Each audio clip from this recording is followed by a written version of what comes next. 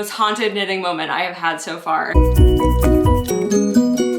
Hi, we've got some whips, we've got some faux. So we got projects to talk about. I'm Tamara, I love to knit, and this channel is all things knitting. So today's episode is going to be the second of my knitting podcast episodes where I just talk about what are all my recent finished objects, things that I've done, and then what am I working on right now. So we've got, let's see, 1, 2, 3, 4.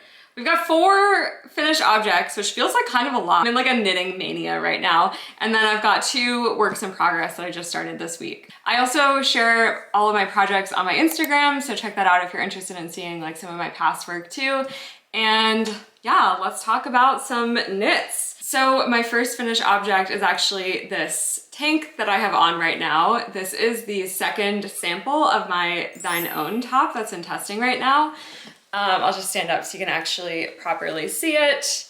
And this one is knitted in Hedgehog Fibers Merino DK, which is a superwash merino yarn. And I don't know if it shows up on camera that well, but it's kind of this soft tonal, slightly has a little bit of tonal variation, and it's kind of like a lilac gray, which I think is kind of a nice neutral, but adds a little bit of interest to it. Used this little skinny ribbon that I actually had left over from the one that I want crop that I modified to add ribbon straps to. By the way, I posted a spring 2023 trends video that talks a lot about bows, so if you're into bows like I am, you should watch that. And I also added, just on a whim, this little tiny pearl charm. If you can't tell by my accessories, I'm really into pearls. And I just think it adds this cute little feminine touch. I made the second sample because I actually decided to change the bust shaping a little bit from my first one. What I changed was originally I had the bust increases, to go from the upper band to the bust.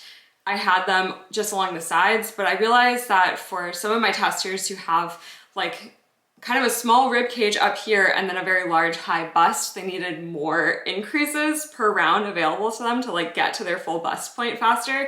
So I ended up changing it to be a vertical bust start above as well, because then you get 4 increases per round instead of 2. Sorry, I'm really just throwing a lot of numbers at you really fast. And then I also added a little bit of short row bust starts, which just kind of adds some vertical length here. I also realized how awkward it is to just spend an entire segment of a video being look down here. I wore this top recently to a knitting meetup at my local yarn store, and we were joking how while I was talking about it, everyone's just staring at me it's the opposite of my eyes are up here. Hello, my bust starts are down here. Anyway, so yeah, I made those changes. The short rows are just kind of to add a little bit of extra length to the front. And then I also have this very slight curved hem in the front, this picot detail, and then there's some hip shaping here. And then I actually realized I forgot to finish these straps, even though it is my own pattern. But they're supposed to have a little crocheted picot edge around them, and I think I was just excited to be finished and I forgot. So I need to still add that. So this one is mostly finished. This top also, you can wear it a bunch of different ways. You can wear it as just a tube top. You can tie the ribbon as straps. These are completely detachable. I guess you could even wear it with these down. I don't know. Kind of like a princessy look. I'm realizing I should have worn a different lighter bra, but we're committed at this point. I don't have that long to film this video. So this is in testing right now, and I'm hoping that I can release it sometime in May. I just want to give my testers time to work through it because it is a made to measure pattern. So it's kind of custom, and yeah, with all the bust shaping, I want to make sure I get it right. So that's the deal with this one. I've already worn it a few times, and I like that the yarn choice. I feel like this gives it a slightly different vibe from the black one. I love the black one, but I don't know, I feel in winter I'm always craving dark dramatic things, and now the weather's well, it's not warm yet, that's why I'm wearing a sweater, but as spring approaches, I'm starting to be oh yeah, light, pretty girly things, those are fun too. So I'm happy to have this version also. Next finished object is also a second sample that I've done of something that I made.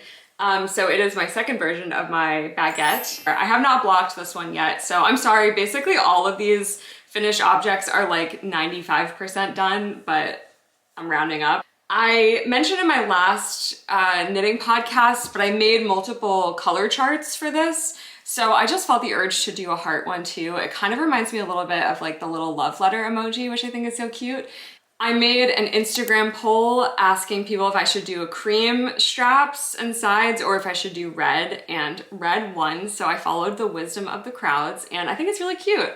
I just need to block it, and I did a little bit of a sloppy job on the duplicate stitching on the heart, but I can't decide if I care enough to redo that. So maybe I'll see when I block it if I can kind of like loosen it up. This one is using Knit Picks Dishy cotton yarn. This was left over from my cherry tote bag that I made and shared in my last video. So I just figured, the first one I used Lily Sugar and Cream, and I just figured while I had all these scraps, it's like a fun, easy scrap yarn project. And this one is also in testing right now.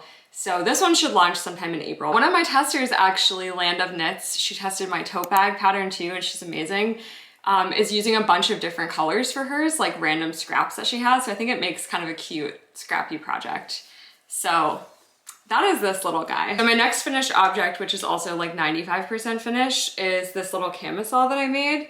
And I was inspired for this one by sort of like off the rack Y2K tops that I guess I had just been seeing. I kept getting an ad for one on Instagram and I was like, that looks easy to make. So I made one. This is using Drops Cotton Merino yarn, which I actually bought like a year ago for a totally different project. And I was gonna make like kind of a dress, actually would be my first knitted dress, which I still haven't made one. And I made the whole top portion and I just wasn't happy with this yarn for it. It was like a little too thin of a weight for what I was going for. But it's a DK weight 50-50 cotton and merino, and it feels really nice. So I'm actually really happy with it, and I think it's perfect for like a summery project. I casted this one on when I was traveling. So I was on a flight, which I will say, I love knitting on planes. Like, I used to kind of have some flying anxiety, and I think having your knitting needles to like focus on a project has really helped me with flying anxiety.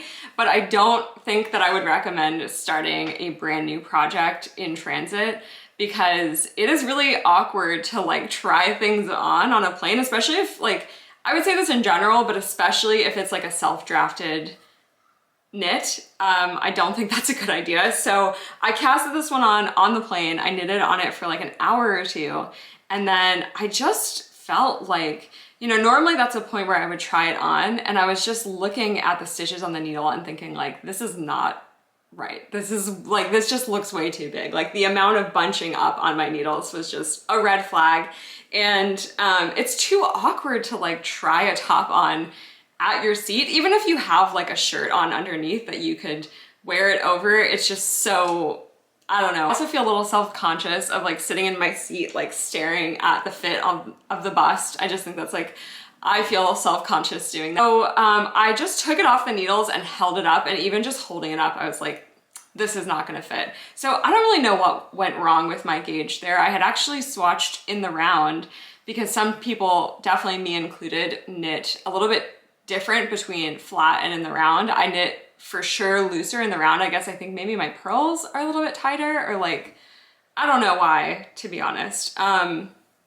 So sometimes I'll like size down when I'm switching between flat and in the round if they're in the same project. But anyway, I actually swatched in the round for the first time, but I think I still did it like tighter than I really do when I'm kind of like knitting quickly and a little bit looser. So that was how I ended up with the bust, was like 30% too big. Like, it just was not gonna work. So then I redid it, and luckily the second time actually worked, because again, I didn't really have the option to like try it on that much as I was working on it. Normally when I'm designing things too, I will like stop pretty frequently, try it on, look at myself in the mirror, like literally like 5 minutes straight, just sort of like thinking about the fit and trying to make decisions about like what I want to do next. And that is not something that I want to do in an airplane bathroom personally. I don't think that that environment really gets my creativity going. So yeah, again, wouldn't recommend that, but it actually ended up knitting up really fast. So the construction for this one was, I started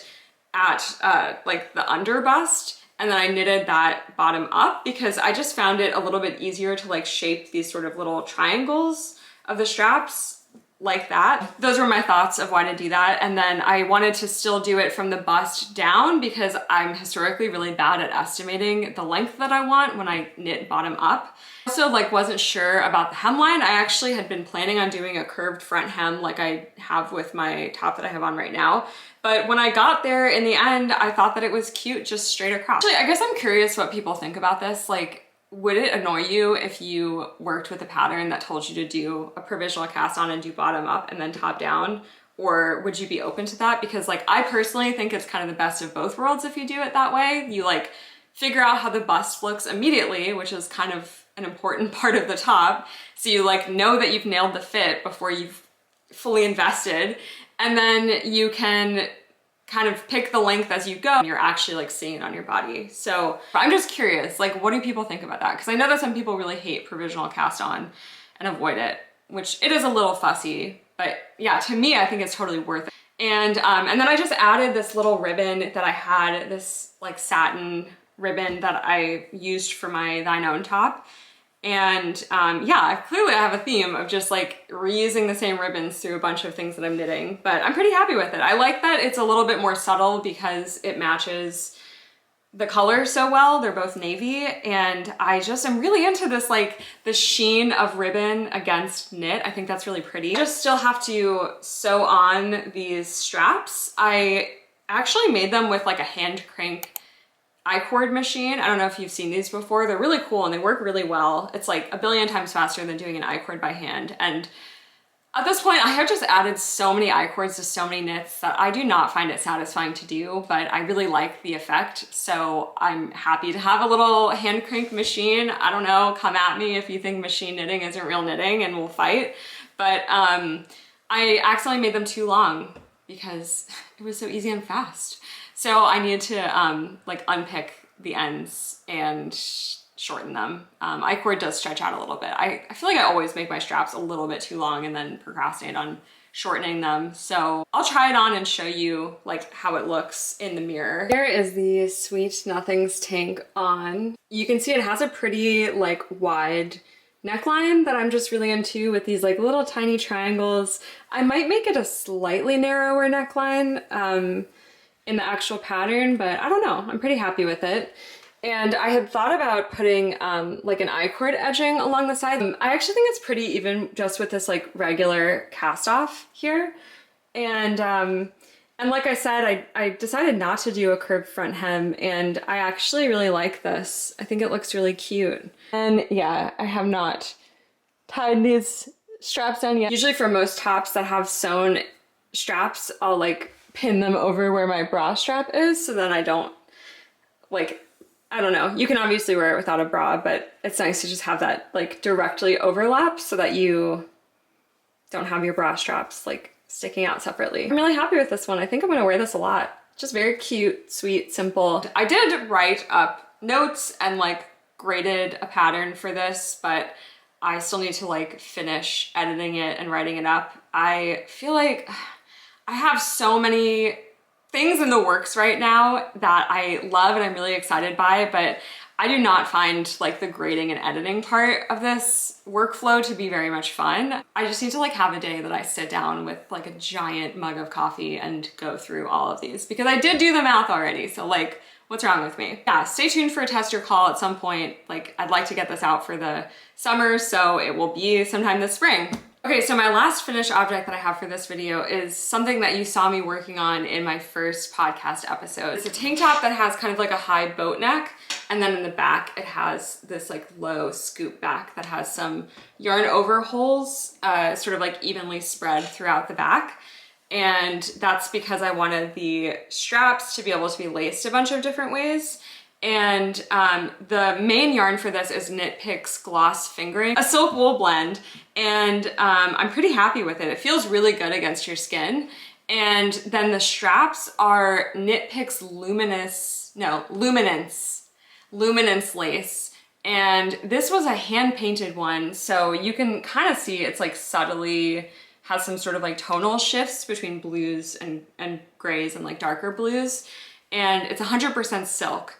So I actually made these straps on my Sentro knitting machine. They're just like little stockinette panels knitted flat and they just kind of curl up. So they have a really loose gauge because you can't control the gauge on a Sentro knitting machine. Someone please talk me out of buying like a flatbed knitting machine because I swear to God, I am so close to doing it. Yeah, I just knew that I wanted these straps to be really, really long, and I don't find knitting single strand lace silk that fun because it's just like tedious, and it really like slows down my knitting speed because the thinner and slipperier the yarn, the harder it is for me to like knit without looking or knit really quickly. Same thing when you have to like constantly turn your work over and over. So I just didn't feel like doing that by hand. And I'm really happy with how this worked out. Actually, this is like technically the first actual thing that I've made using the knitting machine. I have some failed projects that are on timeout right now from it. This silk yarn, I like can't even describe how delicious it feels against your skin. Sensuous and soft and smooth and like, I don't know, I'm obsessed with it. So it sucks that it's kind of annoying to work with. I actually have a top that I've been put on hold for like 3 months, 4 months at this point, that is made with 3 strands of Knit Picks Luminance held triple, like so 3 strands, I guess I already said that. And it feels so good on your skin, but I've just been procrastinating working on it because I had a really hard time winding up those balls of yarn. So when I was winding up the balls, I think that like, first of all, the yarn is really slippery. So you're kind of relying, if you've ever used a ball winder, you're like relying on tension to sort of stick the yarn together as it sort of like crisscrosses around the ball. But since the silk yarn is so slippery and thin, it can like slip really easily. It doesn't kind of grip onto itself. So I kept having the yarn like slip down. Sometimes it would even get caught inside the ball winder. It just screws up the flow of your ball. So like as you're going through, suddenly your yarn is like going out of the, I don't know, like I can't even describe it. It's crazy. And actually, like I think that the silk also sort of, if you're doing it quickly, like generates static electricity, because at least a few times the yarn would suddenly start like unspooling itself from the ball without me touching it, like literally shooting out from the ball as if there was like a ghost yanking it off the ball. It looked insane, like it straight up most haunted knitting moment I have had so far. I think that is definitely static electricity doing that, because you could almost like hear a crackle as you're winding the ball. So that was kind of a nightmare. Here's an example of a ball that I had this like torturous experience with. You know, sometimes you'll have a little part that comes out of the center of like a center pull ball, barfs a little miniature ball baby out from its center. So that's what happens with this, except normally there's just like one piece of yarn connecting them, but this one you'll have like 2, 3, 4 strands that connect them, and so you can't even figure out like what goes where. So at least 3 cut ends sticking out of this ball. So I just got so frustrated. I just cut it separate and was like, I'll deal with the yarn breaks when I reach them, because I just like couldn't. So that all sounded so negative. I think if I work with this yarn again, which again, like it feels so good. It feels so good. If I work with this yarn again, I guess I'll like wind them by hand or try to like MacGyver a solution. We'll see if it works. But that said, I really love the look of these like silk straps against the top, because it just adds like a little bit of dimensionality. I think it sort of highlights the variegation in the silk. And it also, I don't think you can like really capture it that well in this video, but it just, the silk has like a sheen to it that kind of reminds me of the effect of like a satin ribbon against knitting. But I just think it's really interesting with this like variegated yarn. I think it's really pretty. Not 100% happy with the fit up here, so I need to like think about that, about how I might want to rework it. I think that I'm like really happy with the overall effect. Like I think the silhouette, etc., is exactly what I was going for, but I just have to figure out, something is off with the boat neck. I kind of put this one on timeout for a little bit because I added like an I-cord edging that goes all around the neck and the back, and so I have to undo all of that if I want to rework the top and then redo it later. But the good thing is I didn't knit this thing entirely top down, because then that would be super painful if I had to redo the top. I'd have to like pick up stitches and cut off, and whatever. So this was another top where I started kind of at almost my waist and knitted that bottom up and then did the waist bottom down. And you can see there is like a slight curved front hem on this one too. You can like kind of see it peeking out from the back. I did not do like a graded pattern for this one. This one was just kind of for fun. I just wanted to like play around. I had this idea in my head that I was really excited about, and I didn't want to like delay my gratification of working on it. And I didn't want to, I don't know, I wasn't really sure like how this would work for other body shapes and other sizes, or if there would like be interest in it. So I just didn't want to have to like limit my creativity in that sense and thinking like, oh, will this be worth it to make into a pattern? Like, will there be appeal? I just wanted to like make this thing that I really wanted to wear. So that felt really good. And because of that, I did it not in the way that I've been working on most of my other projects. Most of my other projects have been like doing the math in a spreadsheet, and then I just cast on and follow the spreadsheet according to my size that like I would pick in the sizing chart. And this one I did like only the cast on really was the main math that I did. I guess I did a little bit of math to like think about how often to decrease for the scoop back, but otherwise like, yeah, that's like about the right spacing between the different holes along the back. Like, yeah, about time to do another one. I wasn't like, oh, every X rows do this. It was like a lot more kind of organic than that. I remember there being this thread on Reddit about like someone hating the phrase freehanding with knitting because they just like don't view it as something that can be that loosey-goosey in a way, I guess. And this one person commented in the thread and was like, it's impossible to freehand knits. Like anyone who claims they're freehanding a knit is actually just like doing the math in their head. I disagree with that. Like all of the first things that I knitted on my own without a pattern were literally me just holding it up against my body and being like, okay, that seems like about the right number of stitches. Let me decrease until I hold it up here, and then it's about this number of stitches. So that's kind of what I did with this one, and it just felt good to not feel constrained, I guess. So that felt just like a good project for me. I'll try this one on too and show you in the mirror like some of the ways that you can tie it that I think are really cute. Here's this top on. I like how it's just kind of really simple from the front, but I think still kind of sexy because it's so fitted. And then it has this curved front hem, which I think is also really sexy. But I like how kind of like bare and plain the front is. And I'm really happy with having a high neckline because I think it kind of offsets back a little bit. It feels a little like 90s almost, but I'm not really happy with this boat neck. I think I actually, in my last video, I was like, oh, did I make the top too narrow? And I ended up ripping it back and making it wider, but I actually think I should have kept it narrower because there's just a little bit too much fabric right here. And there's also a little bit too much fabric here. So that's like a fit thing that I need to change. And I also don't like how sort of square this is. So I think I need to cast off fewer stitches and do like a more gradual curve rather than having this sort of like angle. But the big point of it all, like the big reason I made this top is the back. So this is like one way that you can wear the straps. This feels kind of like ballerina-esque to me, this like super low back, and then you just have these straps kind of dangling down, and it's sort of, I feel like it helps with side boob because I tried to put this hole like fairly high up so that you're not having like gaping too much around there. Sorry, I'm probably not doing a great job with holding this camera straight.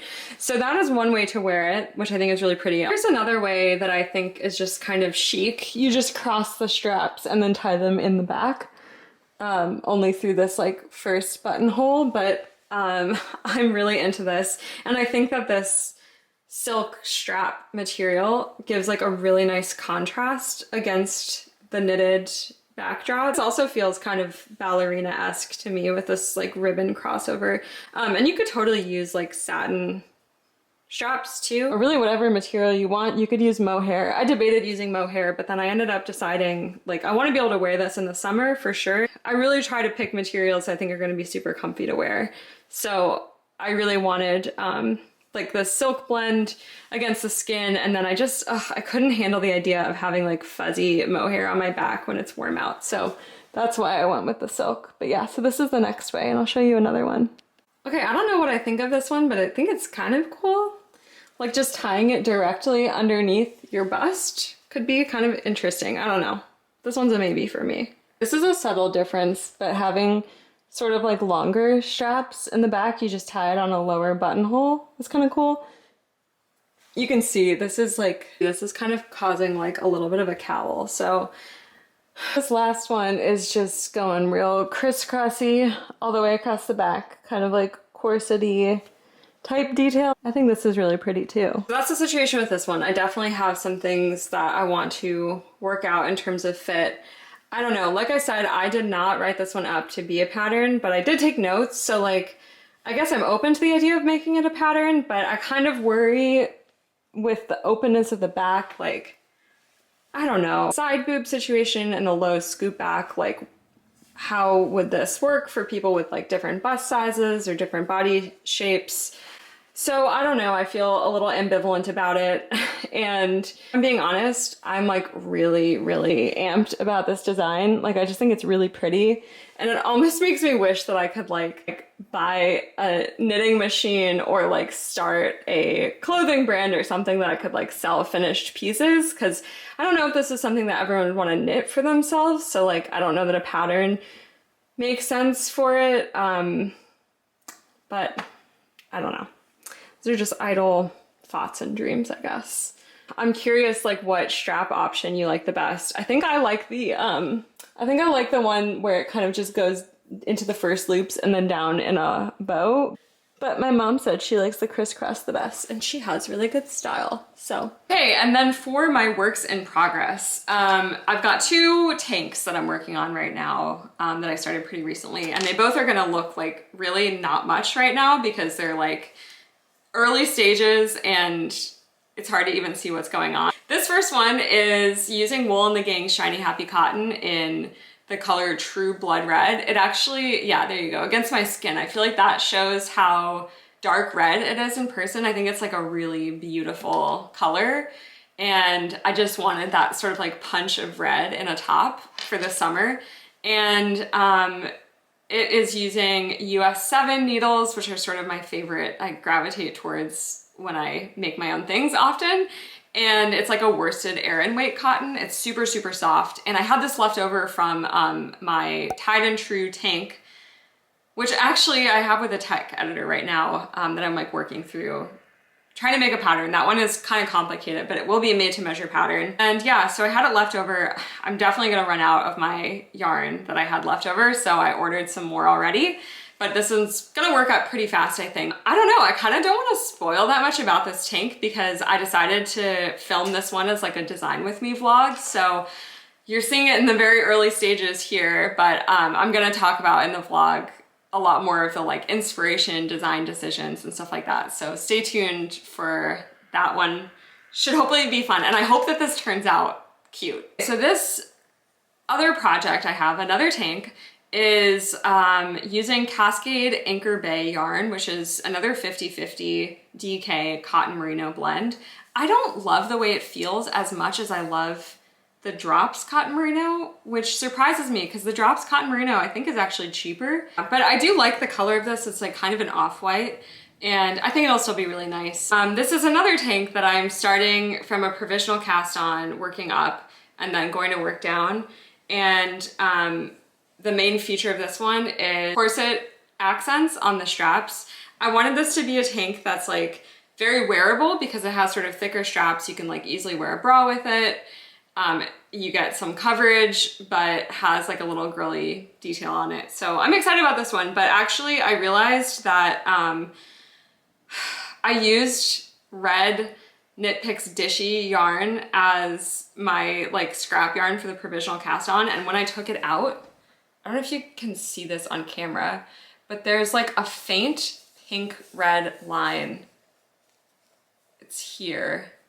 That goes across the whole top. I don't think that it's like dye that bled because I didn't actually have any of that dye bleed when I used it, but I think it's like little fibers that shed off into this one when I like pulled out the provisional cast on. So that is so annoying. And it's like right at the bust line. So I don't know, it feels noticeable to me, the fact that it's just this like horizontal line. So I don't know what I'm gonna do.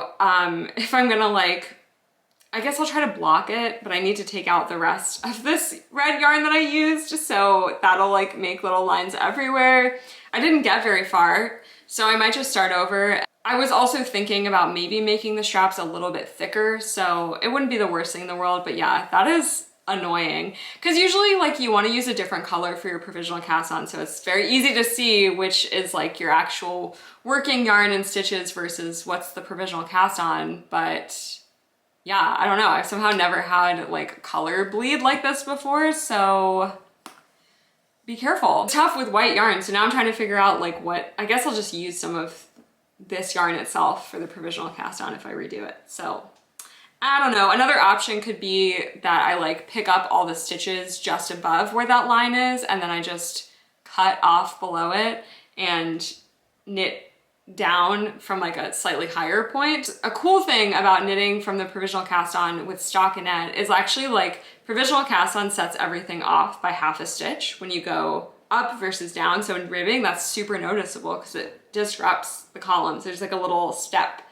But stockinette looks so similar up and down that you can't tell at all. Even though it's actually offset by half a stitch, it just looks totally normal. So it's a fun thing to learn. The first time I did the provisional cast on with ribbing, I was like, what the f did I do? I screwed this up. But actually, that is just how it works. So yeah, those are my recent projects. I'm clearly in a tank top era. I have an idea for a cardigan that I'm kind of excited about, but I have just been feeling the pull of like cute little tanks that are kind of gratifying to work on quickly. So you gotta follow your heart sometime. Who knows for the next one of these what I will be coming to you with, but hopefully these two tanks will be finished, and hopefully I will have actually finished. Like I'm gonna make a goal to wear this tank in my next video so that I actually finish the strap. And yeah, definitely ask me if there's like anything I forgot to say about any of these projects that you're curious about, and or if you just want to share what you're working on right now, I'd love to know. I'm like literally want to know what everyone's knitting all the time. So thank you so much for watching to the end. Anyway, I'll see you next time.